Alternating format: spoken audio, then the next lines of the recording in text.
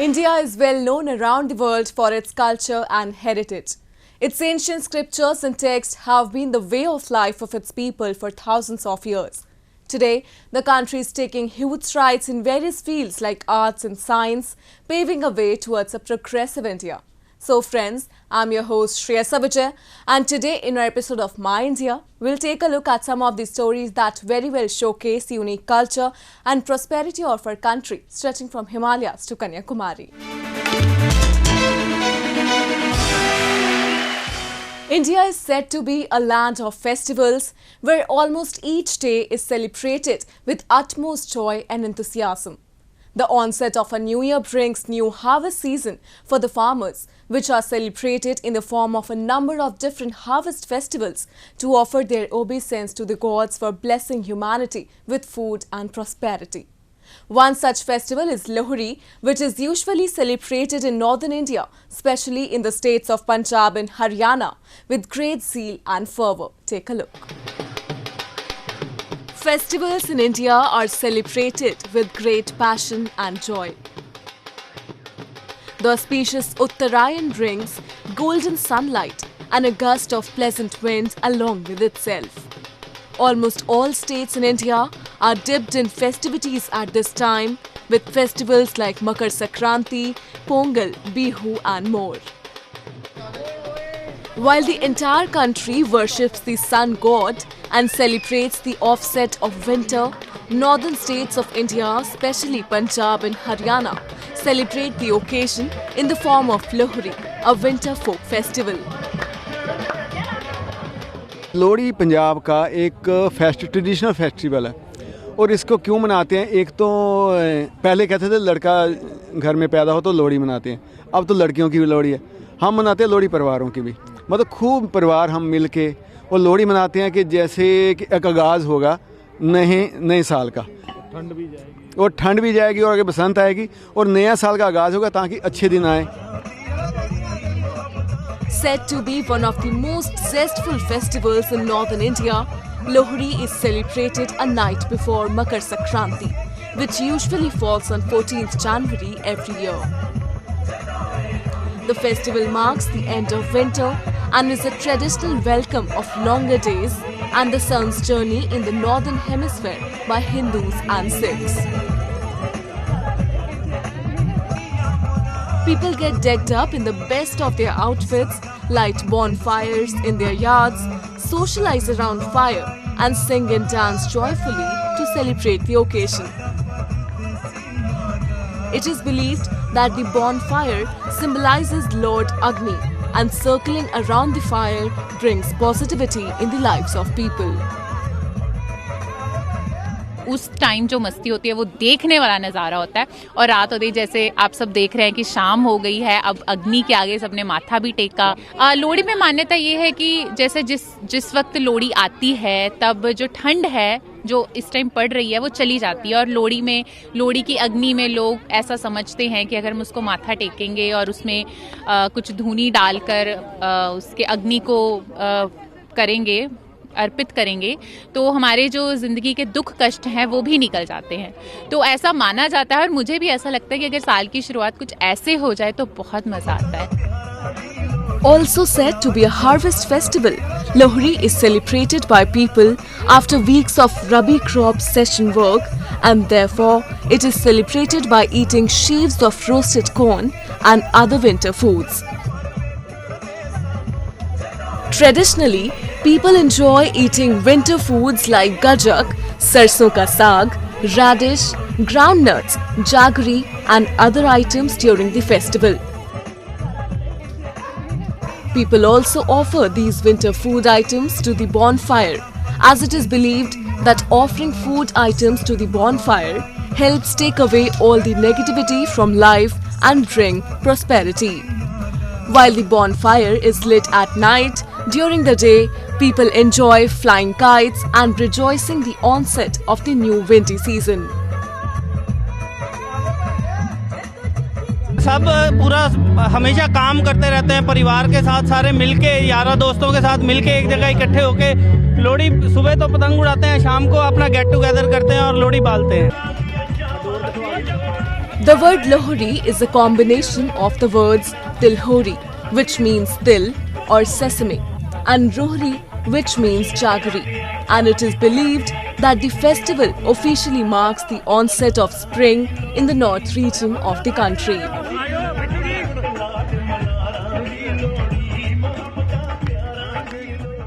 India is a country blended with diverse cultures, religions and traditions. With the second largest population in the world, the peaceful coexistence of all different communities under one roof has always been a wonder for the people around the world. Today, let us take you to a small village in Karnataka, where a large number of people from various religions united to pray for peace and harmony during the Urs commemoration of Hazrat Khwaja Saiful Muluk. Take a look. Cutting across the religious lines, scores of pilgrims thronged Karajagi, a small village in Karnataka, to commemorate the Urs of Hazrat Khwaja Saiful Muluk. Pilgrims from different religious backgrounds came together in the spirit of humanity and commemorated the Urs or death anniversary of the revered Sufi saint whose teachings continue to inspire generations. During Urs, devotees including women and children offer prayers and holy chadars at the shrine while chanting verses from the Quran.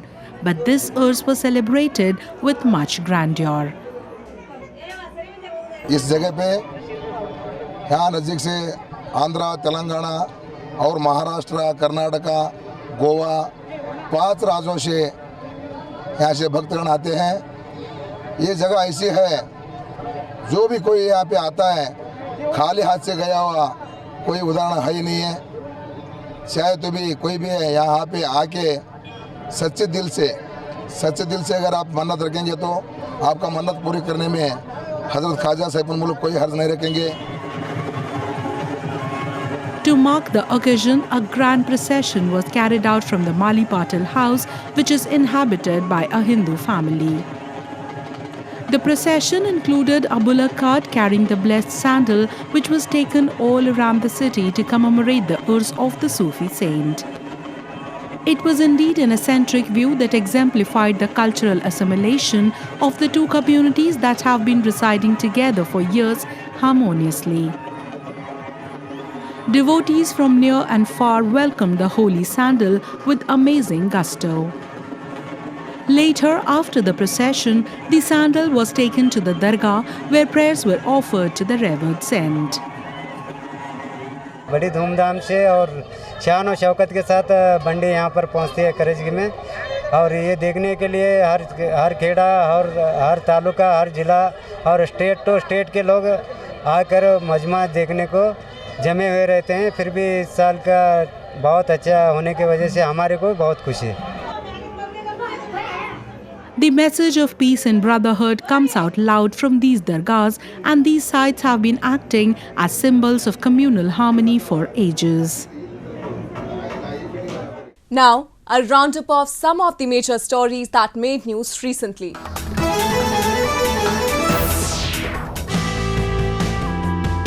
Indian Airlines started delivering batches of COVID-19 vaccines nationwide, preparing for the launch of a campaign to offer shots to 1.3 billion people in what officials call the world's biggest vaccination drive.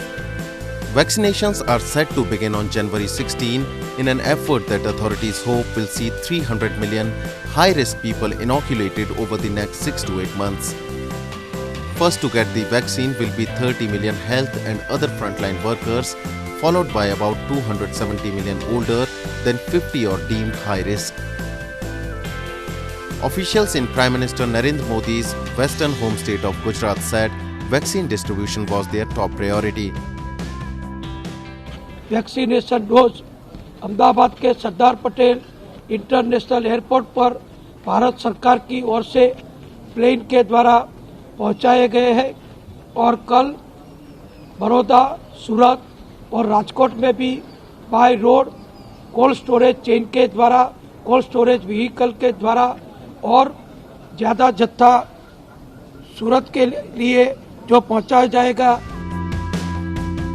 Modi's government signed purchase pacts with vaccine maker Serum Institute of India based in the western city of Pune for its Covishield shot more than a week after approving the vaccine developed by Britain's AstraZeneca and Oxford University.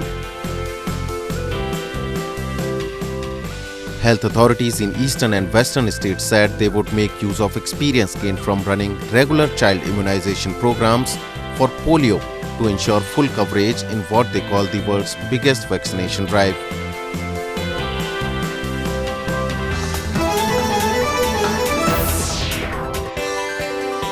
A zoo in India's western Vadodara city celebrated the second birthday of hippopotamus Mangal.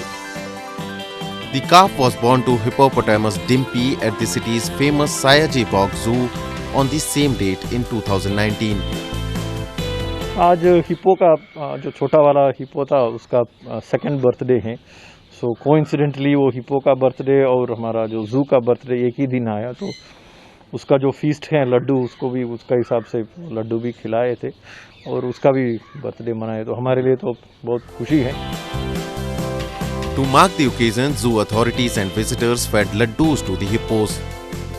With adults weighing from 1,500 kilograms up to 3,200 kilograms, the hippo is the second heaviest land animal after the elephant, spending the heat of the day in water and coming ashore at night to feed on grasses and fruit. The World Wildlife Fund estimates there are around 115,000 to 130,000 left in the wild.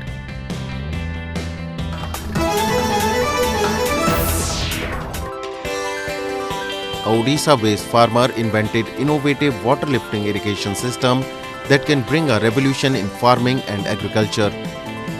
Mahur Tipiria, a resident of Badam Talia village in Mayurbhanj district, used bamboo and wasted plastic bottles to set up this water wheel instrument near river. With no education and technical knowledge, Tipiria was able to irrigate his farmland located 2 kilometers away from water source. यहाँ पे क्या हो रहा है, बहुत सारे जगह में हम लोग सोलार के ऊपर डिपेंड करते हैं. हम लोग पानी पंप बोलते हैं उसके ऊपर डिपेंड करते हैं. उसमें आप लोगों का केरोसिन पेट्रोल का भी खर्चा होता है. लेकिन अगर हम कुछ ऐसे स्ट्रक्चर बना दें तो अपने फील्ड में और अपने आसपास के फील्ड में भी एनी टाइम हम लोग खेती कर सकते हैं. The system neither requires polluting generator sets nor electricity. Instead, it is based on a common gravity trick. India is a country where Sufism has not just flourished but has also become a way of integrating different religious communities. Even today, the teachings of these saints inform the lives of people and serve as a guiding force to all. Today, we'll take you to one such dargah in Jajpur district of Odisha, where people of different religious communities have been coming together and offering their prayers. Situated in the Jajpur district of Odisha, the shrine of Sufi saint Sayyid Buland Shah Baba Alahir Rehma has served as a cynosure of communal harmony for generations, which is thronged by devotees every day, irrespective of their religion. Regarded as one of the greatest Sufi saints, Hazrat Sayyid Baba Alahir Rehma throughout his life spread the message of Sufism and peace. Devotees of different faiths, especially Hindus and Muslims, visit the dargah of this great saint who propagated the teachings of oneness and communal harmony. मुसलमान से ज़्यादा हिंदू आते हैं उस जगह में. गैर मुस्लिम को चाहेंगे नहीं, मगर सबको चाहेंगे. जो उनको चाहने वाला होगा उनको अच्छी तरह से चाहेंगे, उनको दौलतदार बना देंगे, अमीर बना देंगे. हर धर्म के लोग यहाँ आते हैं, उनसे फरियाद करके उनसे दुआ, उनका जो गैर मुस्लिम है उनको नमस्कार करते हैं. हम मुसलमान हैं, नमाज पढ़ते हैं, कुरान पढ़ते हैं, दुआ करते हैं. Coming from far and wide, devotees attend prayers at the dargah to seek the blessings of Holy Saint. According to a legend, Baba Buland Shah used to reside in a hut near a banyan tree in Jajpur and was looked after by a Hindu milkman. Later, the place was turned into Baba's Dargah, which is revered by Hindus and Muslims and devotees of all religions. It is believed that saint fulfills the wishes of all and nobody returns empty-handed from here. ये जो पीर बाबा बहुत विश्वासी आम समस्ते प्राय एठी हिंदू मुस्लिम समस्ते विश्वास करते एठी जे कोनोसी गोटे विपद पड़िले भी एठी बाबा को मानसिक कले सब पूरण हुए। एटा बहुत पुरातन जो आम तो ये शाशुर बहु होके आसीचु आ मो ससुर तांक जेजे ससुर से माने भी मानी ठाकुर को से कहती बाबा जो जीवंता समाधि नहीं तेणु आम भी मानी आसु। Since ages, the Sufi saints like Sayyid Buland Shah Baba Alahir Rehma have propagated the message of spiritualism and harmony in our country, and their teachings are still playing a significant role in strengthening the thread of secularism. Moving on. The Indian subcontinent boasts of immense skills and potential, especially in the field of embroidery, art and handicraft. A large percentage of population is directly or indirectly engaged in making and selling of indigenous handicraft items. The authorities also keep on taking a number of steps to promote these crafts and provide platform to local artisans in order to showcase their craftsmanship. A similar initiative was recently taken by authorities in Rajkot city of Gujarat, where a handicraft exhibition was organized to promote local handicrafts. Take a look. Handicrafts in India are diverse, rich in history, culture and religion. These crafts reflect the day-to-day colorful lifestyle of the citizens and are also a way to showcase their beliefs and emotions.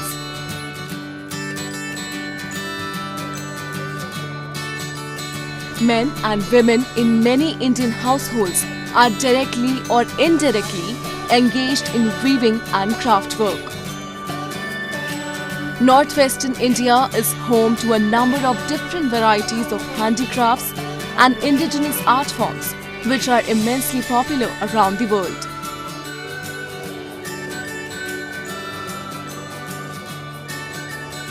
In order to promote these indigenous handicrafts and provide a platform to local Gujarati artisans, a handicraft fair was recently organized in Rajkot city of Gujarat.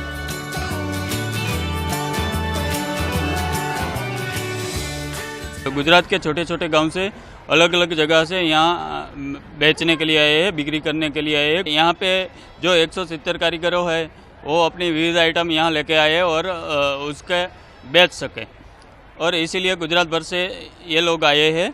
और जो ये काल चल रहा था corona काल, इसके बाद ये पहली बार हुआ है, तो ये अच्छा रहेगा। और राजकोट की जनता को ये अपील करता हूँ कि सब लोग यहाँ आके देखें। Titled Hastkala Parv, the fair showcased a number of handmade embroidery, handicrafts and vibrant handloom products by small and big handicraft workers from Gujarat and nearby areas. Organized by the state authorities in Gujarat, it allowed a total of 170 craftsmen to showcase their artistry at the grand exhibition. This year, authorities decided to keep the stall rent low for craftsmen to derive maximum profits from sales, which had been previously hit due to the pandemic. A large number of visitors attended the fair and purchased a wide variety of products like clothes, clay pots, jewelry and more. इतने महीनों के बाद हमने बहुत अच्छा exhibition देखा है, और कितनी सारी ऐसी चीज़ें हैं जो हमें बाहर बाज़ार में भी नहीं मिल सकती, वो यहाँ पर हमें अवेलेबल है। तो हमने मिट्टी की थोड़ी चीज़ें और कितनी लकड़ी की ऐसी जो चीज़ें हैं, कारपेट वगैरह है, वो दुपट्टा, ड्रेसेस है, वो कई सारी चीज़ें अभी थोड़ी खरीदी है, अभी थोड़ी खरीदने की बाकी है, और बहुत अच्छा लगा यहाँ शॉपिंग करके। Initiatives like these have been successful in providing a market and a platform to many artisans to showcase their product and derive profits.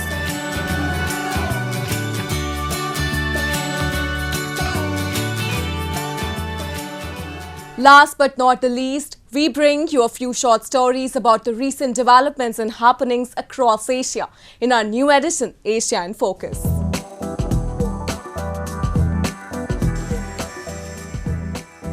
It's not a bird, it's not a plane, it's a drone made partly from pineapple leaves.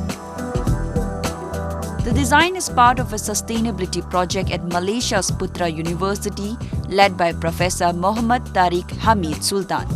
Tariq's team used discarded pineapple leaves to create the skeleton of aerial drones. The next step would be to develop a slightly larger drone to be able to carry some payload, which would carry some imagery sensor and even some other sensors some other payloads that would benefit the typical farmer around here. So our role here is to help the industry, help the farmers to actually explore into fourth IR, technology and innovations that would help them increase their yield and make their jobs much easier. Tariq says the drones are currently able to fly up to about 1,000 meters height and stay in the air for about 20 minutes. According to researchers, drones made from natural materials or biocompositions are tougher, lighter, cheaper and easier to dispose.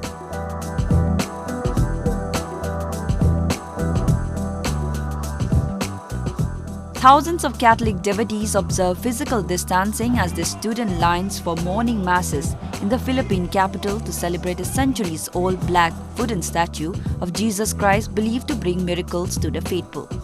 With the coronavirus pandemic afflicting the country, authorities cancelled an annual procession of the life-size image of Black Nazarene, the country's largest religious event that draws millions of devotees in an annual ritual observed for 200 years.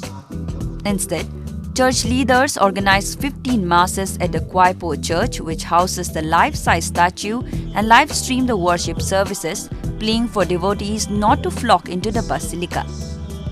Ang pinadasal ko sa tao ngayon, sa personal ko, good health kami magpamilya, tapos maging maayos kami lahat. Tapos lahat ng walang kaaway tayo, tapos maging mabuti ng takbo ng Pilipinas sa 2021 na to. Walang COVID, matanggal na lahat ng sakit, COVID, mawala. Tapos peace and order, walang gulo, walang krimen, yun lang importante sa akin. About 80% of the country's 108 million people identify as Roman Catholic, a legacy of hundreds of years as a Spanish colony.